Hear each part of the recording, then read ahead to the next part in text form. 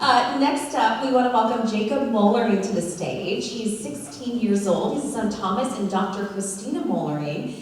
And he started playing piano lessons, or started piano lessons with Miss Heather about 10 years ago. When he's not playing piano, he's also the first chair cellist in the Level 2 Orchestra at Central High School. He takes weekly cello lessons in addition to piano, and he recently auditioned for the Springfield Youth Orchestra and was accepted into the group. He's an excellent student. He's a sophomore in the IB program. He also loves the outdoors. He's on track to be an Eagle Scout rank this year, and he will be performing Eric Satie's No CA #1 for the Christmas recital tonight. And he says it reminds him of a cold, dark December night, which makes it the perfect piece for this evening.